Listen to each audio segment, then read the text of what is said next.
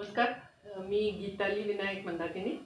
मिळून साऱ्याजणी मासिकाची मी संपादक आहे.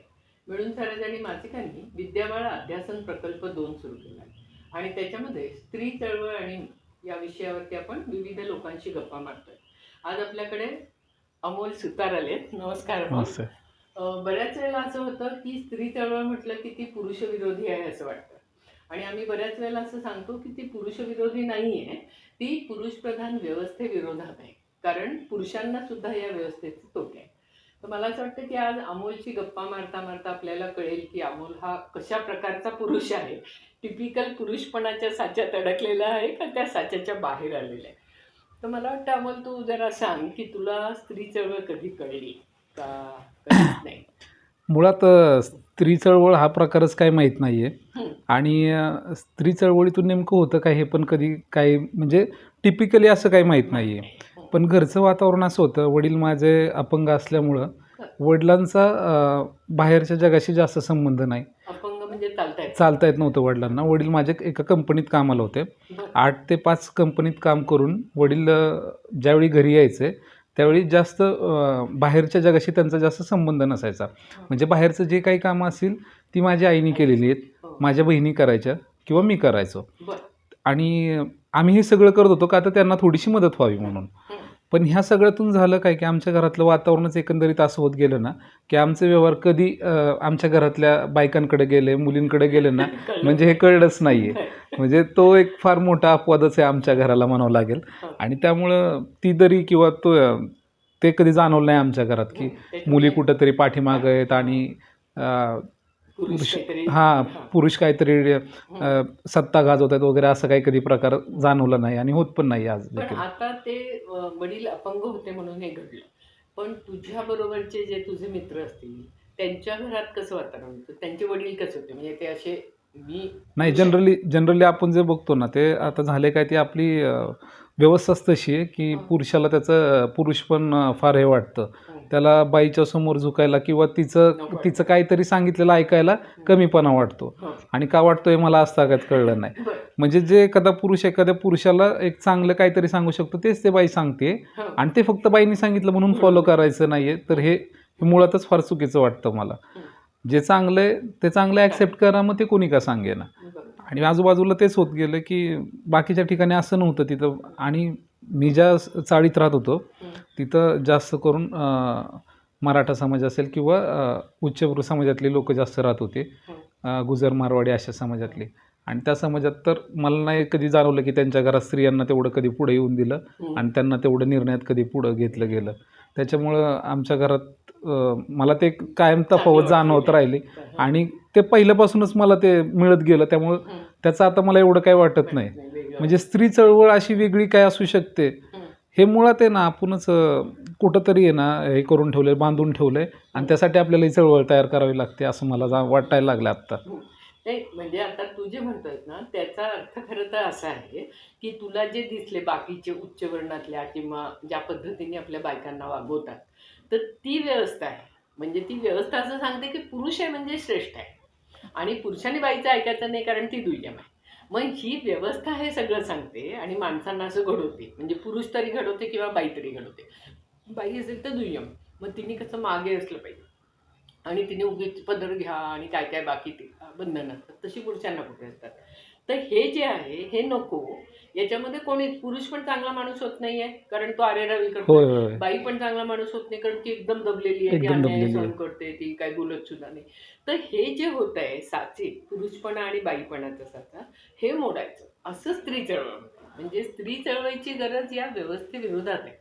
आता माझ्या घरात नेमकं झालं काय की सगळे निर्णय आई घेत होती आणि नंतर आईचा डॉमिनन्स इतका वाढला म्हणजे जे आई म्हणेल ते आमच्या घरात व्हायला लागलं.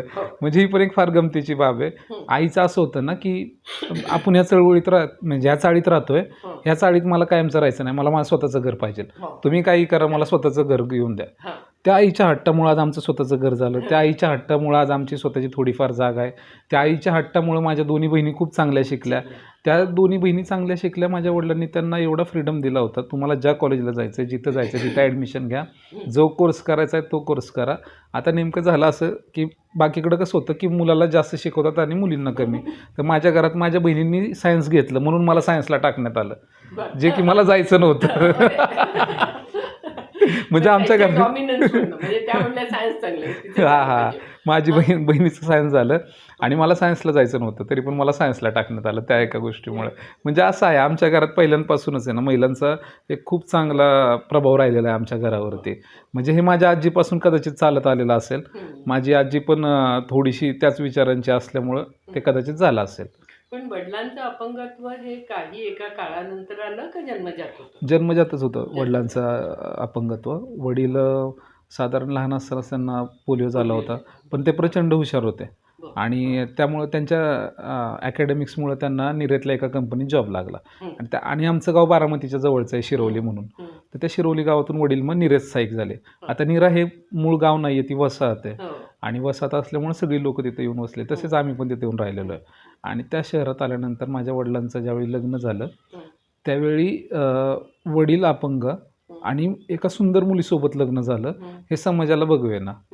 आणि त्यामुळं तो जो एक आमच्या घराकडे बघण्याचा कायमचा एक दृष्टिकोन होता ना, तो सगळ्यांचा कायम एक वेगळा राहिलेला आहे ह्या सगळ्याच पण गोष्टीमुळे. आईने मनापासून हे अपंगत्व वडिलांचं स्वीकारलं होतं का तिची मजबुरी होती? म्हणजे अं, माहेरी तिचे वातावरण कसं होतं? आईच्या माहेरचा विषय मला एवढं काही माहीत नाही, पण माझी मावस आजी म्हणजे माझ्या आजीची जी सख्खी बहीण आहे ती आत्ता 125 वर्षाची. ती कधी कधी सांगते की माझे वडील तिचे रिलेटिव्ह होते आणि तिला माझ्या वडिलांचा स्वभाव फार आवडत होता, म्हणून त्यांनी म्हणले की आपल्या मुलीचं कल्याण होईल, ह्या मुलाला मुलगी द्या. आणि खरंच तसं झालं की म्हणजे मी माझ्या बाकीच्या मावश्या वगैरे बघतो, तर आज आम्ही स्थिरस्थावर आमच्या पाहुण्यारावळ्यांच्यात फक्त आम्ही चांगल्या प्रकारे आहोत.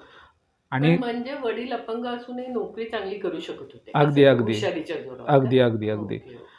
ते एका प्रायव्हेट कंपनीत जॉबला होते. पॉलिकेम नावाची एक कंपनी होती आमच्या इथं. तर त्याच्यामध्ये जॉबला होते आणि नेमकं ते जॉब करू शकले ह्याला पण एक कारण हेच आहे की माझ्या आईने त्यांना आहे ना बाहेरून फार साथ दिलेली. म्हणजे जे बाहेरचं जे काही आहे ना ते सगळं आईने पाहिलेलं आहे. किराणा भरणे, बाजार करणे, आठवडी बाजार असो, त्यानंतर मुलांच्या शिक्षणासाठी लागणाऱ्या वस्तू आणणे, त्यांच्या शिक्षणाचं बघणे. माझ्या आईला जास्त म्हणजे माझ्या आईला शिकलेलीच नाही आहे मुळात, ती अडाणी आहे. तिला तिची सही पण माझ्या वडिलांनी शिकवलेली आहे, मराठीत ती सही करते.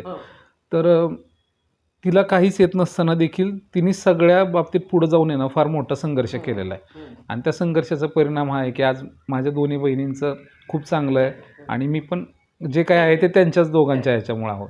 बहिणींची लग्न झाली? हा दोन्ही बहिणींची लग्न झाली. एक बहिणीचे मिस्टर मिलिटरीत आहेत आणि एका बहिणीचे मिस्टर आमच्याच इथल्या बाजूच्या सोमेश्वरमधल्या एका कॉलेजवरती लायब्ररीयन म्हणून आहेत. आणि म्हणजे ते कसे आहेत मग? म्हणजे जे आपण मर्दानगी किंवा पुरुषत्वपणा म्हणतो, अशा त्या टिपिकल दिशेला जाणारे आहेत आता हे 2 उदाहरण आहेत आणि ह्याच्यावरती डिस्कशन झालं. ॲक्च्युली आता हे पॉडकास्टमध्ये बोलावं नाही बोलावं हा खूप मोठा प्रश्न आहे. पण जर बोललो तर खरंच बोलावं असं तर मला तर वाटतं आत्ता तरी. तर एका बहिणीच्या बाबतीत असं आहे ना की त्यांच्या घरातलं वातावरण खूप मवाळ आहे आणि तिथं चालत असेल थोडेफार प्रमाणात, पण मला कधी जाणवलं नाही. पण आहे थोडासा म्हणजे पुरुष पारंपरिक असतो. तो आहे. आणि ती दुसरं काय शिकलेली तिचं MSc BEd झालेलं आहे. आणि ती नोकरी करते? ती नोकरी करत होती. तिने आत्ता रिसेंटली तिचा जॉब सोडला. तिला एक मुलगा झाला. तिचं काय झालं पहिल्या डिलिव्हरीच्या वेळी तिचं असं म्हणणं आलं की माझ्या मुलीकडं मला बघता नाही आलं, मला तिला वेळ देता नाही आला आणि त्यामुळे तिला असं वाटलं की दुसऱ्या मुलाच्या वेळी तसं नको व्हायला. ती अटॅचमेंट राहिली नाही असं तिला वाटतंय. त्यामुळं तिने तो जॉब सोडण्याचा निर्णय घेतला. पण ती तिचे स्वतःच्या ट्युशन चालवते. हा झाला एका बहिणीच्या बाबतीतला विषय. दुसरी बहीण माझी, जे माझे भाऊजी मिलिटरीत आहेत.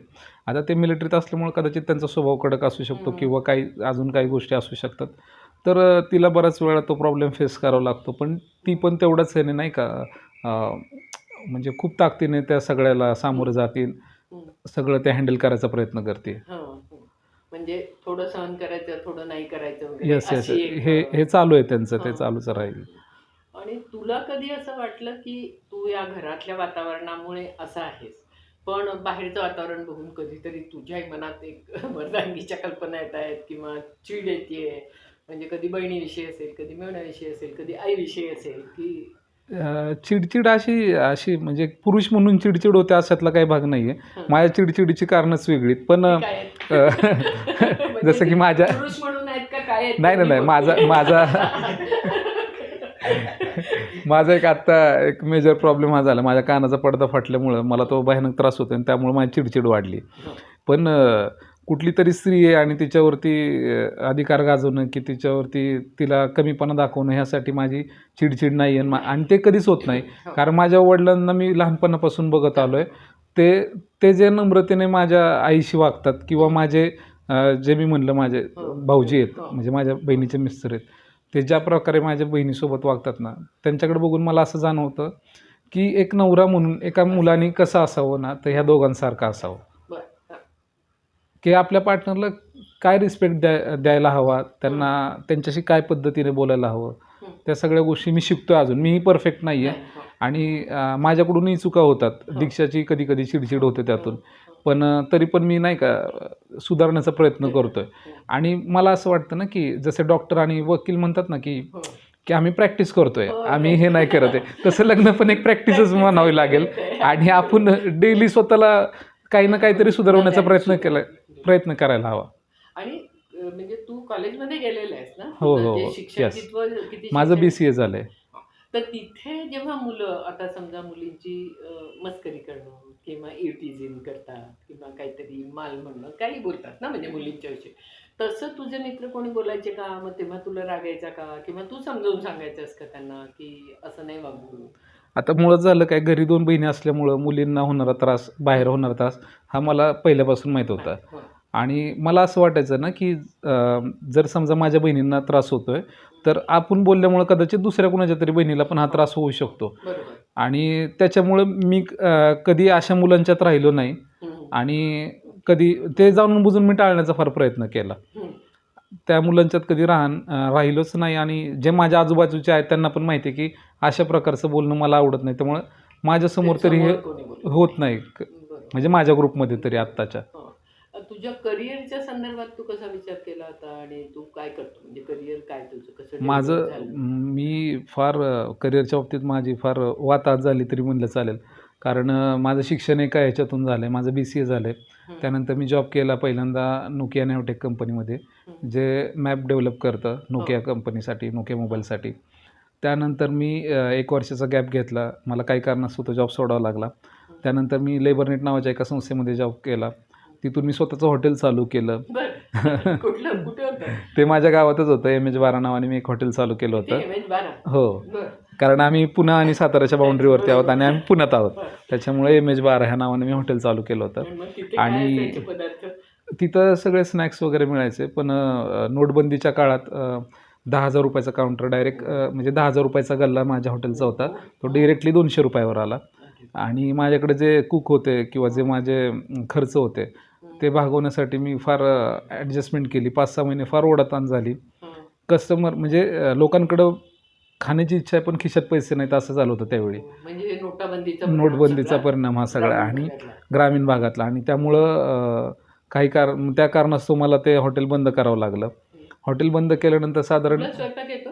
मला दीक्षा म्हणते की मला खूप चांगला स्वयंपाक येतो आणि मला स्वयंपाक येतो म्हणण्यापेक्षा मला स्वयंपाक करायला फार आवडतं. अरे वा, मग फारच छान आहे. आणि मी नेहमी शिकत असतो की मला काय नवीन करता येईल का, हे करता येईल का. ते आणि सारखं म्हणजे चालतं. नवीन पदार्थ छान झाला आणि लोकांना आवडला तर तुला छान वाटतं. फार आवडतं मला आणि हौस आहे की लोकांना बनवून खाऊ घालायचे. मग आम्ही असाच पुरुष कसा काय तयार होईल असं स्त्री चळवळ म्हणते की जसं बायका म्हणतात ना बऱ्याच वेळेला की नाही नाही आम्हाला काही स्वतःला काही नको तुम्हाला खाऊन छान वाटलं की आमचं पोट भरलं वगैरे. तर आता स्त्री चळवळ असं सांगते असं काही म्हणू नका आमचं पोट भरलं वगैरे तुम्ही पण खा त्यांना पण खायला घाला. पण पुरुषांना पण असं म्हणते ना की याच्यामध्ये आनंद आहे हो लोकांना आपण काहीतरी छान करून घालणं आणि त्यांना ते आवडणं. तर असा तू पुरुष आहेस त्याच्याबद्दल मला एकदमच अगदी हात जोडून तुझं अभिनंदन करावं वाटतं कारण असे पुरुष खूप कमी आहेत. म्हणजे आत्ता असे झाले आहेत की पुरुष करायला लागले आहेत आणि दुसऱ्या याच्यामध्ये हा पण भाग आहे म्हणजे आपण जे मगाशी व्यवस्थेविरुद्ध बोललो की लहानपणी मुलांना असं आवडत असू सुद्धा शकतं हो. पण आया म्हणतात इकडे येऊ नको, इकडे येऊ नको, मुलगा आहेस तू, तुझं कायचं काम आहे. त्याच्यामुळे आपण शिकवत पण नाही ना मुलांना. त्याच्यामुळे मुलांना त्याच्यातली मजा आहे हे कळत नाही. आणि बायकांना ते इतकं रोजचं होतं की त्यांना त्याच्यातली सर्जनशीलता मरो काही नको असं वाटायला लागतं ना, कारण ओझं खूप होतं. आणि म्हणून आपण म्हणतो की स्त्री चळवळ काय म्हणते की म्हणून हे बदला आणि चांगलं माणूस होऊन सगळे स्वयंपूर्ण आहेत ना, आपापला स्वयंपाक करू शकतायत, पोट भरू शकतायत, असे व्हायला पाहिजे आणि शिवाय काहीतरी छान करू शकणार, असं ओझं नसणं. ह्या सगळ्यात आहे ना माझ्यावरती अजून एका माणसाने फार मोठा प्रभाव टाकलाय. हं, आम्ही युकेला असताना आमचे एक मित्र होते पुष्कर झा म्हणून. बरं. तर ते ज्यावेळी स्वयंपाक बनवायचे ना, हं. ते नसते दीड दीड 2-2 तास स्वयंपाक म्हणजे फक्त कांदाच परतत बसणार. खूप खूप मंद आचेवरती कांदा परतत बसणार. हं. आणि असं व्हायचं ना, पुष्कर भाई अहो खूप भूक लागली, करा ना लवकर. तर ते म्हणायचे, नाही अमोल तुला माहीत नाही आहे, ही आहे ना चव. ही आहे ना म्हणे एक मेडिटेशन आहे म्हणे, हो. कुकिंग म्हणजे एक मेडिटेशन आहे. हं, ते ना ते त्याच्याच ह्याने करायला पाहिजे. हं. आणि ते जर तसं केलं ना तर तू बघ किती हे चवदार होईल. आणि त्या माणसामुळं मला ते इतकं आवडत गेलं ना. बरं. आणि त्या माणसाचा कुकिंगवरती माझ्या त्याचा एक चांगला प्रभाव आहे. पण तू कशाला गेला होता लंडनला? दीक्षाला शेवनिंग स्कॉलरशिप मिळाली होती. बरं. आणि दीक्षासोबत मी दीक्षा म्हणजे? दीक्षा म्हणजे माझी बायको. हं. आणि तिला चेवनिंग स्कॉलरशिप मिळालेली. तिच्यासोबत मी डिपेंडंट म्हणून गेलो होतो युकेला. हे आहे का तिला? ती PWD आहे. हं. आणि तिला PWD म्हणजे काय सांग, आमच्यासारख्यांना आम्हाला कळत नाही ते शब्द. म्हणजे मराठीत सांगायचं झालं तर ती अपंग आहे, ती व्हीलचेअरवर असते. आणि तिच्या जास्त काही गरजा नाहीत दैनंदिन, थोड्याफार गरजांसाठी तिला इतरांची मदत लागते. हं. आणि त्या गरजांसाठी आणि सगळ्यात महत्त्वाचं माझ्या स्वार्थासाठी मी तिच्यासोबत युकेला गेलो होतो. पण तिला कशासाठी स्कॉलरशिप मिळाली होती, म्हणजे काय तिचं करायला? तिचं जे काम आहे, तिने आत्तापर्यंत जे काही काम केलं, जसं की तिने 2016, 17, 18 साली आय थिंक झेड ब्रिज खाली सिग्नलवरती भीक मागणाऱ्या मुलांना, त्या मुलांसाठी तिने शाळा भरवलेली. तिने भारताला रिप्रेझेंट केलेलं आहे. ती भारताची ब्रँड ॲम्बॅसिडर म्हणून तिने बऱ्याच वेळा ती फॉरेन डेलिगेट्स वगैरे असं तिचं बरंच काय काय आहे. त्या सगळ्याचं आणि तिच्या कामाची दखल घेत शेवनिंग ब्रिटिश गव्हर्नमेंटची सेकंड टॉपमोस्ट जी स्कॉलरशिप आहे शेवनिंग, ती तिला मिळाली होती. बरं. आणि ती मिळाल्यानंतर दीक्षाला युकेला जायचं होतं. तर त्यावेळी दीक्षाचं असं म्हणणं होतं की मी माझ्या मम्मीला घेऊन जाणार. बरं. आणि मी तिला म्हणायचं मम्मीला नाही की मीच तुझ्यासोबत येणार आहे, हं. आपण लग्न करूयात आणि आपण जाऊयात. म्हणजे यासाठी लग्न केलं का? नाही, दीक्षाच्या माझ्या लग्नाची स्टोरी फार वेगळी. बरं, ती सांग ना, पण मग आम्हाला आवडेल ऐकायला. 2020 साली 2019 साली मी एका लग्नाला गेलो होतो माझ्या मित्राच्या. हं. आणि तिथं मला कळलं की दीक्षा दिंडे नावाची एक मुलगी आहे, ती जिला मी फेसबुकवरती बरेच वर्ष झालं फॉलो करतोय. बरं. ती ज्या- फेसबुकवर ऍक्टिव्ह आहे का? फार ॲक्टिव्ह आहे. आणि ज्यावेळी मी फेसबुकवरती आलो होतो त्यावेळी कुणीतरी ब्ल्यूटिक घेऊन बसलेली एक मुलगी आहे. हं. आणि ती खूप सामाजिक कार्य करते. आपण जे म्हणजे मी जी गावाकडे छोटी मोठी कामं करतो ना, हं. ती फार मास लेवलवरती काम करते पुणे शहरात. हं. आणि ज्यावेळी तिची कामं बघायचो ना, त्यावेळी मला असं वाटायचं यार आपण काय करतोय गावात, आपण आपल्याकडे एवढं सगळं असून पण रिसोर्सेस असून पण आपण काही करू शकत नाही. आणि ती एवढं काम करते. हं. म्हणजे अशी लोक आपल्या ओळखीच्या असावीत किंवा आपल्या मित्र यादीत असावीत म्हणून मी तिला रिक्वेस्ट पाठवलेली फेसबुकला. आता दीक्षा ऑब्व्हियसली तिला दिवसाला 1000 एक रिक्वेस्ट येत असतील. आणि ती एका अमोल सुतारची रिक्वेस्ट येणं तिला काय असं हे नव्हतं, विशेष नव्हतं. तिने ती ॲक्सेप्ट पण केली नव्हती. पण मी तिला फॉलो करत असल्यामुळं मला तिच्या ॲक्टिव्हिटीज कळत होत्या, ती काय करते काय नाही ते. 2019मध्ये मित्राच्या लग्नात तिला मी भेटलो. हं. भेटल्यानंतर पाहता क्षणी मी तिच्या प्रेमात पडलेलो. पण तुला तेव्हा माहित होतं ती व्हीलचेअर हो, हो, फेसबुकवर क्लिअर होतं? हो हो, हे मला पहिल्यापासूनच माहीत होतं. ज्यावेळी दीक्षा लग्नात आली, मला अजूनही आठवतं लग्नाचा जो हॉल होता, हं. सातारला लग्न होतं, राधिका हॉल म्हणून आहे तो, सातारा लोणंद रोडला. तर त्या हॉलच्या बॅक साईडला येण्यासाठी एक रॅम्प होता. हं. त्या रॅम्पवरून दीक्षा येत होती आणि इकडं नवरा नवरीचा डान्स चालू आहे स्टेजवरती. आणि मला कुणीतरी म्हणलं की दीक्षा येते पाठीमागून, म्हणून मी पाठीमागून वळून बघितलं. आणि मी अक्षरशः आवाजून थांबलेलो की म्हणलेलं आई शपथ कसली भारी मुलगी आहे ही. आणि मी मित्राला म्हणलेलं की माझी हिची ओळख करून दे. तर मित्राने तिथं ओळख करून दिली की हा अमोल सुतार, ही दीक्षा दिंडे. आणि ओळख झाली, बोललो आम्ही. आणि त्यानंतर दीक्षा लगेच महाबळेश्वरला जायचं होतं तिच्या मैत्रिणींसोबत ट्रिपला. तर दीक्षाला आज देखील आठवत नाही की आम्ही त्या लग्नात भेटलेलो. आणि आठवण्यासारखं काही विशेष पण नाही आहे, कारण अमोल सुतार दीक्षा दिंडेला भेटणे, अशा दिवसात तिला 10 अमोल सुतार भेटत असतील ना. आपलं कर्तृत्व असं काही विशेष नव्हतं अधोरेखित करण्यासारखं. त्यामुळे दीक्षाने लक्षात ठेवा असं काही विशेष नव्हता. तो लग्न झालं, तो विषय संपला. 2019 मला वाटतं एप्रिल का मे महिन्यात त्या मित्राचं लग्न होतं आणि जून महिन्यात आम्ही मॅरेथॉन ऑर्गनाईज करायचं ठरवलं 2020 साली. कुठे? नीरामध्ये? नीरेमध्ये जागतिक महिला दिनानिमित्त बरं. आम्ही मॅरेथॉन ऑर्गनाईज करणार होतो. तर त्यावेळी आम्ही सगळी तयारी चालू झाली आणि आम्ही खूप मोठ्या म्हणजे त्यावेळी आमची ग्रामीण भागातली सर्वात मोठी मॅरेथॉन झाली होती आणि त्यासाठी आम्हाला कुठल्याही पुढाऱ्याला किंवा कुठल्याही राजकीय नेत्याला बोलवायचं नव्हतं फ्लॅग होस्टिंगसाठी, झेंडा दाखवण्यासाठी. तर मग आम्ही असं ठरवलं की आपण एक कुणीतरी असं सामाजिक कार्यकर्ता किंवा ज्यांचं खूप चांगलं काम आहे असं बघूयात आणि त्यावेळी मला क्लिक झालं की आपण दीक्षाला बोलवूयात.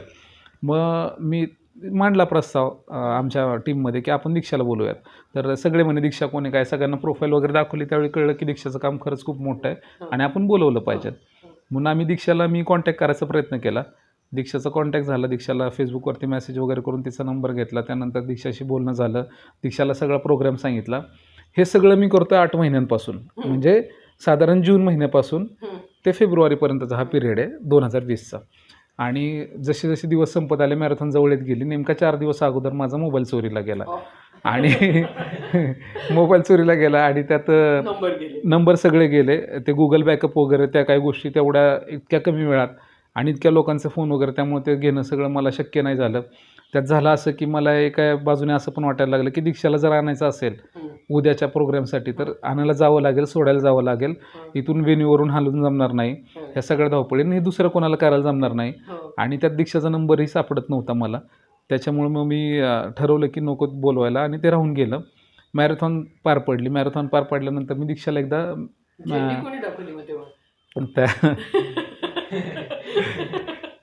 तर ते आमचे आमदार होते ज्यांनी आम्हाला फार मोठं फंडिंग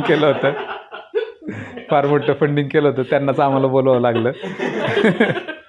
आणि त्यानंतर मग थोड्या दिवसांनी माझ्या लक्षात आलं की अरे आपण दीक्षाला कमीत कमी सॉरी तरी म्हणलं पाहिजे. कारण मी इतके दिवस मी तिला म्हणतोय की, आणि मी तिला कंटिन्यू पोस्ट पाठवत होतो मॅरेथॉनबद्दलच्या. आणि दीक्षाला मी मेसेज केला, म्हणलं मॅम तुमचा नंबर गेलेला आहे, म्हणलं माझ्याकडून चुकून असं माझं झालं होतं आणि मला तुमचा नंबर मिळेल का. तर ती म्हणे तुम्हाला मेसेज केला आहे, जाऊन चेक करा एकदा व्हॉट्सअपला. मग आता व्हॉट्सअपला एवढे जणांचे मला मेसेज आले होते. मी सगळ्यांचे आहेत ना डी पी बघत चेक करत बसलो. दीक्षाचा नंबर कुठे, दीक्षाचा नंबर आला, दीक्षाचा नंबर सेव्ह केला. मग तिला सगळा घडलेला किस्सा सांगितला. तर दीक्षा फार चिडलेली की कुणी इतकं हे कसं असं सांगितलं सुद्धा नाही. आणि 8 मार्च जागतिक महिला दिन म्हणजे दीक्षासाठी फार महत्त्वाचा दिवस असतो. त्या दिवशी दीक्षाला बऱ्याच ठिकाणाहून बोलवणं असतं बोलण्यासाठी. तर त्यावेळी दीक्षाला जाता आलं नाही माझ्यामुळे. त्यामुळे दीक्षा प्रचंड चिडलेली माझ्यावरती. तो एक सीन झाला. त्यानंतर 1 दिवसाचं लॉकडाऊन पडलं. कोरोना आला होता नुकताच. 1 दिवसाचं लॉकडाऊन झालं. नंतर 1 दिवसांनी पुन्हा वाढत गेलं ते लॉकडाऊन. दरम्यानच्या काळात काय झालं, दीक्षाने पुण्यात एक अशी टीम तयार केली. महाराष्ट्रातली प्रत्येक भागातली मुलं मुली असतील जे की आपल्या एका कॉलवर मेसेजवरती तिथल्या लोकांना मदत करतील असा एक ग्रुप तयार केला होता दीक्षाने. आणि त्याच काळात मी आणि माझे मित्र नीरेत काम करत होतो. जी लोक चालत घरी चाललेली, त्यावेळेस सगळे वाहतूक वगैरे बंद होत्या, लोक चालत घरी चाललेली ना. तर त्यावेळी आम्ही मग त्यांना डबे वगैरे देण्याचं काम करत होतो आणि जेवण देण्याचं. आणि आमच्या आमदारांच्या मदतीने आम्ही दररोज पूर्ण गावाला 2 टाईमचं जेवण देत होतो. हे सगळं दीक्षाने पाहिलं आणि दीक्षाला असं वाटलं की हा मुलगा ह्या भागातला बरा दिसतो आणि ह्या भागातला आपल्याकडं कोणी नाही आहे, त्याच्यामुळे ह्याला आपण आपल्या ग्रुपमध्ये ॲड करावं. ग्रुपमध्ये ॲड केल्याच्या नंतर मग रात्री आम्ही दिवसभर काम करायचो, रात्री आम्ही सगळे गप्पा मारायचो. आणि रात्री गप्पा मारताच मग बरेच असे खूप मोठी सुरी ते. तर मग गप्पा मारताच मग दीक्षाचा माझा कॉन्टॅक्ट वाढायला लागला हळूहळू. त्यानंतर मी तुला ऍड केलं तेव्हा तिला कळलं होतं का हाच तो ज्याने 8 मार्चला हो हे तिला माहित होतं. मी तिला सॉरी म्हणून बसलेलो. तिचा राग पूर्ण शांत केला होता मी. आणि तिला हे नव्हतं माहीत की मी अशी काही कामं करतो म्हणून. ज्यावेळेस तिने फेसबुकवरती पाहिलं त्यावेळेस तिला असं वाटलं की हा मुलगा कामाचा दिसतोय, ह्याला आपल्याकडे घेतला पाहिजे. तर मग त्या हिशोबाने ते झालं. आणि मग दीक्षाने ॲड केल्यानंतर मग आमची हळूहळू बोलणं वाढत गेलं. नंतर मी तिला एक दिवशी विचारलं की क्रश म्हणजे काय असतं. तर तिने गमतीने सांगितलं की जो आपल्याला आवडतो त्याला आपण आपला क्रश आहे असं म्हणतो. तर मी म्हणलं की तुम्ही माझ्या क्रश आहात. तर हां. आणि दीक्षाला कुणीतरी क्रश म्हणणं किंवा दीक्षाला कुणीतरी आय लव्ह यू म्हणणं हे दीक्षासाठी काही नवीन नव्हतं. दीक्षाचं असं होतं ओके. मी म्हणलं ओके ठीक आहे, हे हा कसला असला रिप्लाय असू शकतो नाही का. एखादा मुलगा जर एखाद्या मुलीला म्हणतोय की मला तुम्ही आवडते, एक तर तू नाही म्हण, मला काही प्रॉब्लेम नाहीये, म्हणजे नकार पचवण्याची तेवढी ताकद आहे आपल्याकडं. पण तू ठीक आहे म्हणते म्हणजे मला आदंतरीच ठेवलंय तिने, धड नाही पण म्हणलेलं नाही, धड हो पण म्हणलेलं नाही. मग त्यावेळी मला असं झालं की नाही, आता हे माझ्या ह्याच्यावर आलेलं आहे, इगोवरती आलेलं आहे आणि मला ही मुलगी माझ्या आयुष्यात हवी, माझी लाईफ पार्टनर म्हणून. त्यामुळे मी खूप धडपडी केल्या, खूप आम्ही 1-2 महिने अक्षरशः धिंगाणा केला आम्ही आणि कसाबसा मी दीक्षाचा होकार मिळवला आणि त्यानंतर ह्या सगळ्या गोष्टी होत गेल्या मग पुढं. बरं. पण हा जो काही धिंगाणा केला, हा धिंगाणा तिला कितपत आवडत होता किंवा काय होत होतं? म्हणजे त्याच्यामुळे उलट-सुलट जास्ती भांडाभांडी होणं असं होत होतं? हे सगळं झालेलं आहे, हे सगळं झालेलं आहे. यावरूनच. हा यावरून म्हणजे की आपण ट्राय करत असतो एखाद्या व्यक्तीला इम्प्रेस करायचा आणि त्या इम्प्रेस करायच्या नादात आपण आहे ना त्या व्यक्तीला इरिटेट करत असतो आणि हे लक्षात येत नाही आपल्या. आणि त्या व्यक्तीला पण तिची स्पेस आहे हे आपल्याला कळत नाही. आणि एका पॉईंट नंतर दीक्षा मला म्हणाली, हे बघ अमोल, हे असं कुणाला वारंवार सांगून कुणी कुणाच्या प्रेमात पडत नाही, तर तू जर असंच वागत असशील तर मी तुला ब्लॉक करेन. मी म्हणलं कर ब्लॉक, आणि तिने मला ब्लॉक केलं. आणि झालं त्या दिवशी, मला दुसऱ्या दिवशी कळलं की हिने खरंच मला ब्लॉक केलंय म्हणून. मग तिथून परत तिच्या हातापाय पडायला सुरुवात की अरे बाबा नाही काय करत, ब्लॉक काढ, नंतर बाकीचं बघूयात वगैरे, असं करत करत हे झालं. मग दीक्षा मला आजही आठवतं, 18 ऑगस्ट संध्याकाळी 6 वाजलेले. मी क्लायंट मीटिंगमध्ये होतो आणि माझ्यासमोर क्लायंट बसलेत माझी त्यांच्यासोबत मीटिंग चालली. संध्याकाळी 6:02ची वेळ असेल साधारण ती. त्या दिवशी गुलजार साहेबांचा बड्डे असतो आणि दीक्षाचा मला मेसेज आला. म्हणजे मला अजूनही ते मेसेज ॲज इट इज पाठ आहेत, टुडेज गुलजार साज बड्डे. तर मी तिला म्हणलं अरे वा मस्तच की, एक काम कर ना, मला 2 लाईन दे, मी एक छानसं ग्राफिक बनवतो आणि आपण ते शेअर करूयात. तर ती म्हणे खाल्ली ह्यानी माती, ह्याला काय कळलेलंच दिसत नाही आहे विषय. तर ती म्हणे चलो अपनी जिंदगी गुलजार बनाते है. म्हटलं वा मस्त लाईन आहेत, आता ह्याच्यावर ग्राफिक्स बनवतो मी. तर तिला परत असं झालं की अरे पुन्हा ह्याने माती खाल्ली. मग शेवटी मग ती म्हणे चला आता आपल्यालाच काय ते स्पष्ट बोलावं. मग त्यावेळी ती म्हणाली लेट्स गेट मॅरिड अमोल सुतार. आणि क्लायंट समोर बसलाय, माझ्या हातात मोबाईल आहे, माझे पाय थरथर कापायला लागलेत, माझे हात थरथर कापतायत. ज्या मुलीच्या मागं मी गेली 6 महिने 1-1.5 वर्ष घालवतोय, ती मुलगी मला हो म्हणतीये, मला रिॲक्ट करता येईना. ह्या सगळ्या ह्याच्यात आणि क्लायंट माझा उठायला तयार नाही. 6ची 7, 7चे 8 झाले. 8:30-9 वाजता तो माणूस उठून गेला. त्यानंतर मी दीक्षाला कॉल केला. दीक्षा म्हणे अरे तुला एक मुलगी हो म्हणती, काहीतरी ठेव त्याचं. तिला सगळी परिस्थिती सांगितली. मग दुसऱ्या दिवशी दीक्षाला भेटायला गेलो आणि गंमत अशी झाली, दुसऱ्या दिवशी मी दीक्षाला भेटायला गेलो, तिथूनच मी घरी कॉल केला, व्हिडिओ कॉल माझ्या आईला, आणि म्हणलं ही मुलगी आहे, मला ही मुलगी आवडली आहे, मला हिच्यासोबत लग्न करायचं आहे. माझ्या घरी असा विषय आहे की मी खूप चेष्टामस्करी करतो आणि मी चेष्टेमस्करीत खरं सांगून टाकतो. म्हणजे मला पण खरं सांगितल्याचा एक आनंद आहे आणि त्यांना पण, ते पण मला कधी सिरियसली घेत नाहीत, त्यामुळं ते पण एवढं हे होत नाही. त्यांना वाटलं की मी चेष्टाच करतो आणि त्यात पण ते म्हणले ठीक आहे खूप सुंदर मुलगी, हे ते सगळं झालं. आणि त्यात दीक्षाला असं वाटलं की झालं आता सगळं ओकेच आहे. आणि मला माहित होतं की इतकं सहजासहजी नाही होणार आहे, थोडंसं काहीतरी होईल पुढे जाऊन. त्याच्यानंतर पुढे झालेच, घोळ झालाच मग तो नंतर.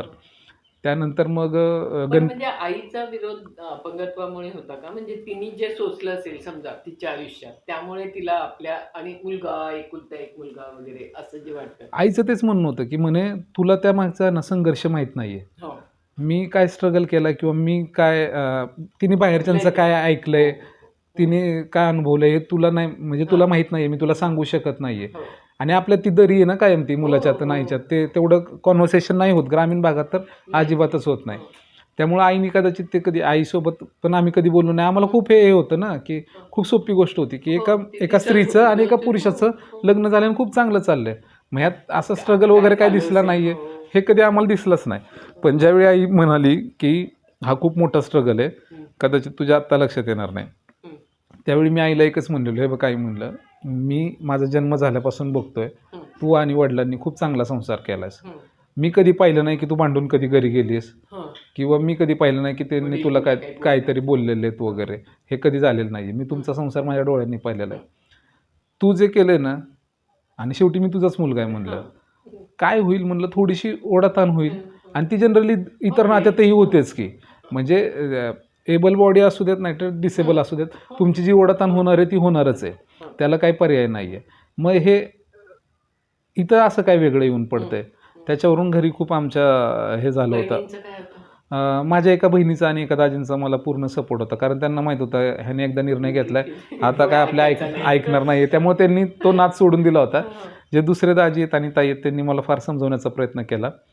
पण कालांतराने त्यांच्या पण असं लक्षात आलं. मग त्या दिवशी घरी खूप आमच्या हे झालं, वाद झाला आणि आईचं रडणं वगैरे ते सगळं झालं. आईला मी एकच सांगितलेलं, बघ आई म्हणलं एक वेळेस तू असं म्हण की तू घरातून निघून जा, तुला ह्या सिटीमधला ₹1 भेटणार नाही किंवा तुला मी ₹1 देणार नाही, हे नाही ते नाही, हे असलं काहीतरी बोल म्हणलं. हे रडून म्हणलं माझ्यासोबत फॅमिली ड्रामा काय करू नको म्हणलं, इमोशनल ड्रामा करू नको. मी नाही म्हणणार, मी इथून युटर्न नाही घेऊ शकत.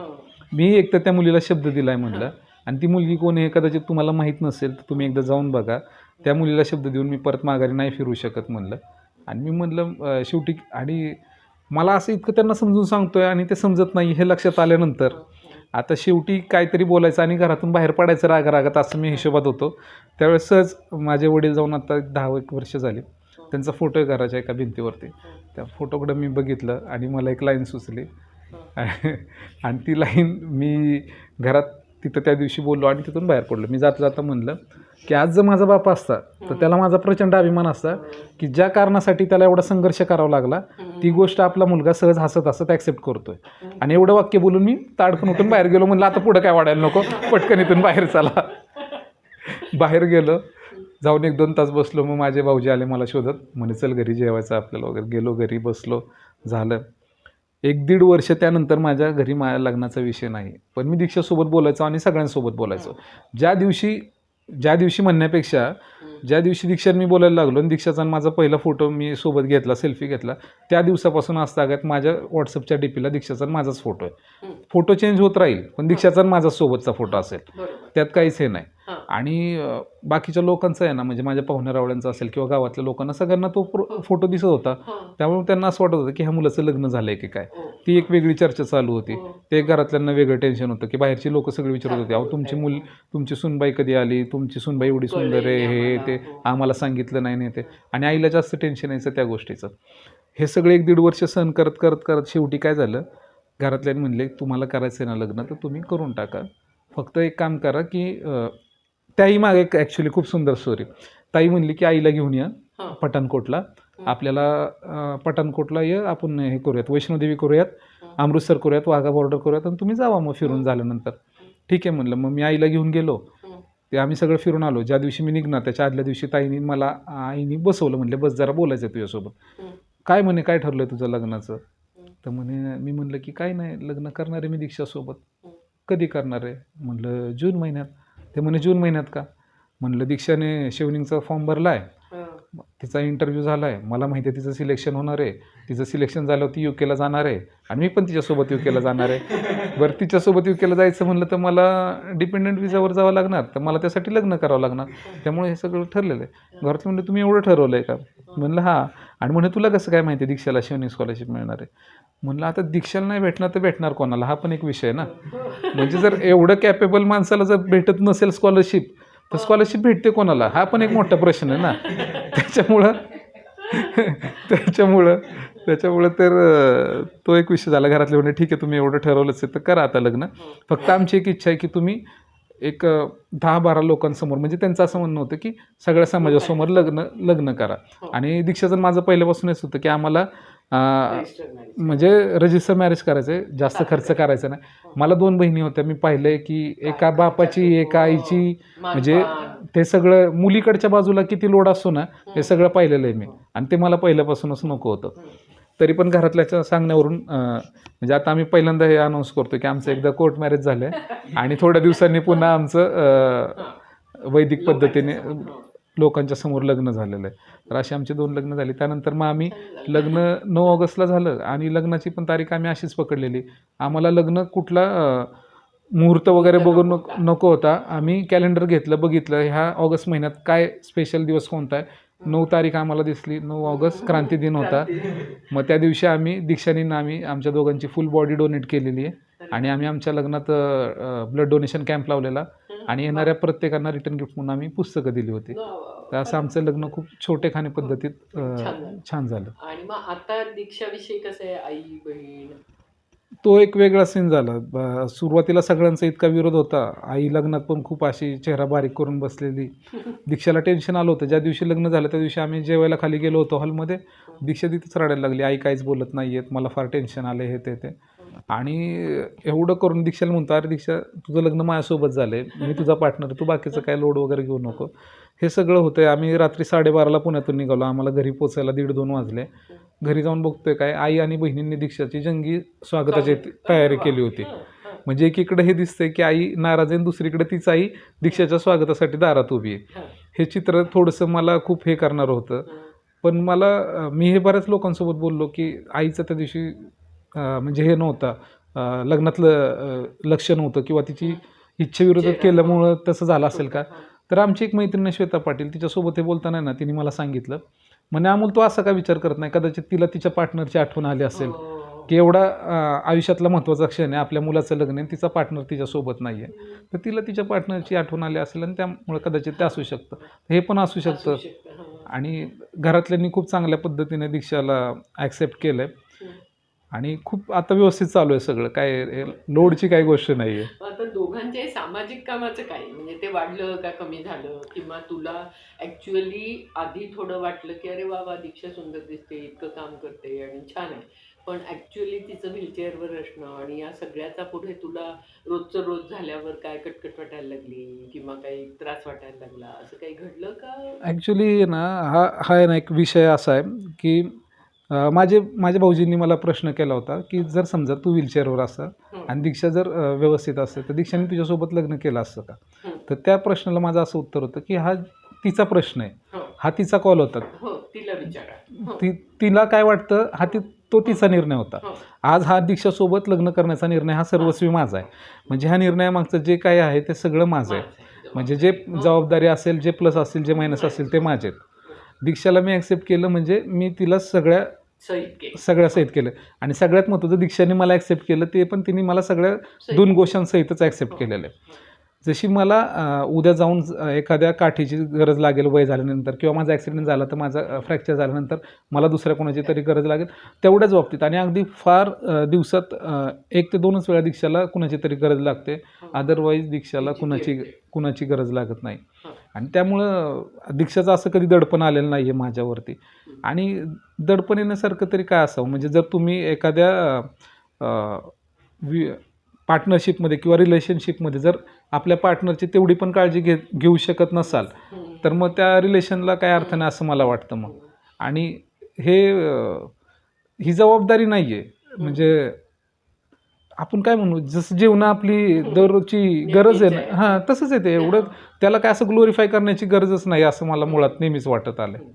नाही, हे मला खूप महत्त्वाचं अशासाठी वाटतं की जेव्हा तुम्ही दोघंही एका प्रकारची माणसं असता, म्हणजे अपंग असणं पण नसतं अशा अर्थाने, आणि तुमचे क्लॅशेस होतात ना, म्हणजे वैचारिक मतभेद होतात, काहीतरी राग येतो, मग तुम्ही काहीतरी बोलता रागाच्या भरात वगैरे. तर आता असं जेव्हा तुमच्या बाबतीत होतं, म्हणजे उदाहरणार्थ तुमचं काहीतरी खूप मतभेद झालं आणि मग आता खरं म्हणजे या मिनिटाला दीक्षाला काहीतरी तुझी गरज आहे फिजिकली, तर अशा वेळेला असं कधी तुझं चुकून झालंय का की आता गप्प बस, आता नाही मला काही, मी नाही काही करणार?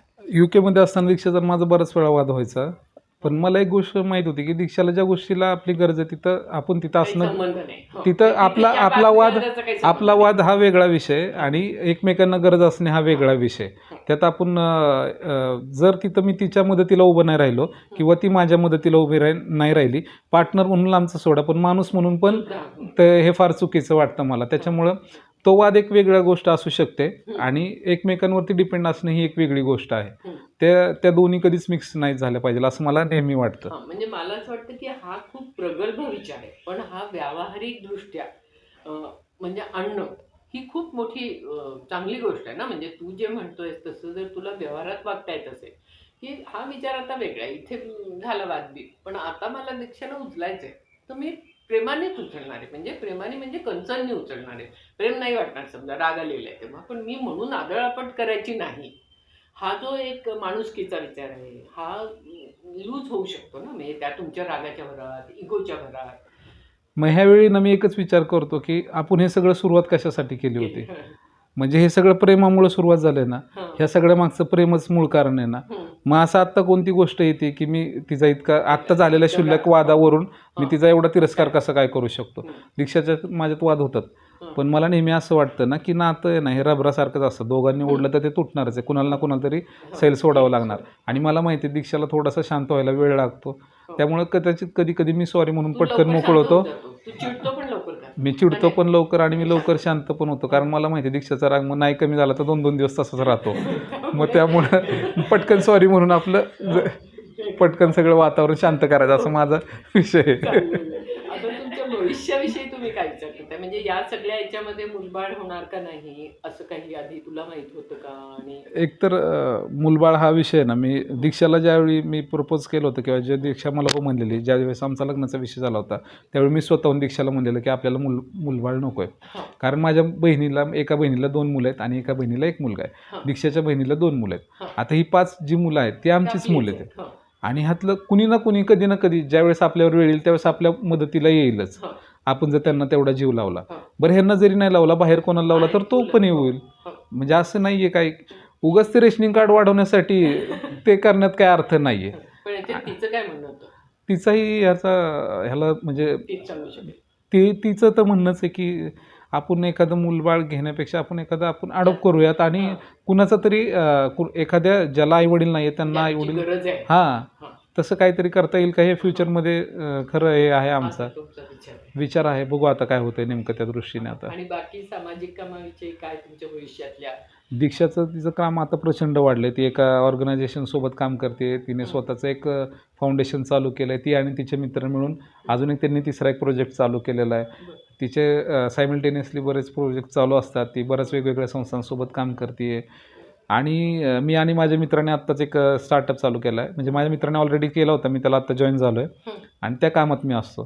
तर त्या कामात थोडीशी आमच्या दोघांची धावपळ चालू आहे सगळी. तो कसला आहे स्टार्टअपचा? तो माझ्या मित्रांनी नालंदा नोटबुक नावाचा एक प्रोजेक्ट केलेला आहे, ज्याच्यात आम्ही छत्रपती शिवाजी महाराजांच्या गड किल्ल्यांचे फोटो असलेले आणि त्यांची माहिती असलेले अशा एक 12 नोटबुकची एक सिरीज तयार केलेली आहे. आणि कन्सेप्ट नोटबुक म्हणलं तरी चालेल त्याला. आणि कदाचित आम्ही महाराष्ट्रात एकमेव आहोत ज्यांनी हा प्रोजेक्ट पहिल्यांदा लॉन्च केला.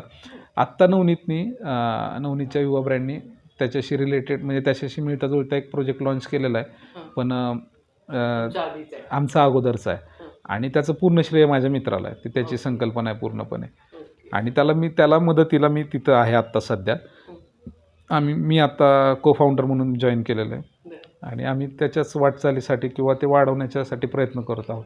मग याच्यासाठी तुला जेव्हा हिंडायला लागतं, गावोगावी जायला लागतं का? हो, गावोगावी जावं लागतं. त्यावेळेला दीक्षाचं कसं असतं? दीक्षाला मदतीसाठी दिवसातून 1-2 वेळा दीक्षाला जी गरज लागते त्यात एक तर मी असेल किंवा मग दीक्षाचे कोणी मित्रमैत्रिणी असतील किंवा तिची मम्मी. मग माझ्याकडे हाच एकमेव पर्याय आहे की ज्यावेळी मला बाहेर जायचं त्यावेळी मला दीक्षाला पुण्याला तिच्या घरी सोडावं लागतं आणि त्यानंतर मी बाहेर जाऊ शकतो. निरेमध्ये असतो किंवा पुण्यात असतो ज्यावेळेस मी दीक्षासोबत असेल. आणि ज्यावेळेस मी दीक्षासोबत नसेल त्यावेळेस दीक्षा 100% पुण्यातच असते, कारण माझ्या आईला तेवढं करणं जमणार नाही आणि तिने कधी केलंही नाही. माझे वडील पण पहिल्यापासून सगळं स्वतःच करत होते, त्याच्यामुळं आईला ती करण्याची कधी वेळ नाही आली. आणि दीक्षाला पण ते आवडत नाही की तिला दुसरं कोणीतरी करावं, त्याच्यामुळं तोच एक पर्याय आहे की दीक्षाला पुण्यात सोडून मी कोल्हापूरला वगैरे किंवा मला कुठं जायचं असेल तिकडे मी जातो. तुझ्या याला खूप शुभेच्छा देऊया आणि तुमच्या सहजीवनाला पण खूप शुभेच्छा. Thank you so much. Thank you so much. Thank you. छान वाटलं तुझ्याशी गप्पा मारून. एक वेगळा पुरुष मला बघायला आणि ऐकायला आवडला. Thank you so much.